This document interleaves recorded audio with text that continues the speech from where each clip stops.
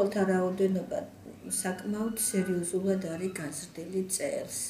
თვითონ მარტო ცენტრალურ ბიბლიოთეკაში, ამ მთავარ ბიბლიოთეკაში 3200 მკითხველი აღირიცხა გასულ წელს.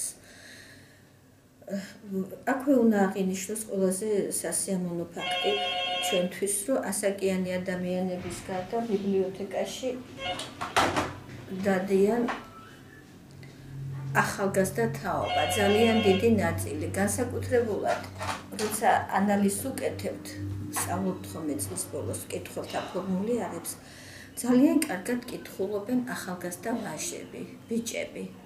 აი ეს არის, რა ვიცი, ძალიან სასიამოვნო და ისეთი გააზრებულად კითხულობენ, კლასიკას კითხულობენ ძირითადად, თანამედროვე მწერლებს კითხულობენ, დაინტერესებულები არიან ფილოსოფიით და ფსიქოლოგიით.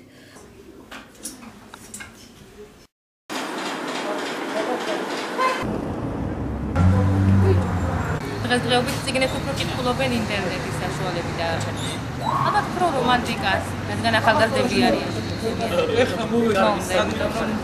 ნუ არა არიან ადამიანები, რომლებიც კითხულობენ წიგნებსაც, მაგრამ იშვიათია ეხანდელი თაობა, რომელმაც წიგნს უფრო მეტი დრო დაუთმოს, ვიდრე ინტერნეტ საშუალებას, რადგან ეხანდელი თაობა ინტერნეტის თაობა.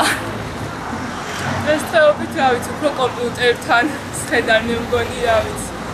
არა კითხულობენ ხშირად.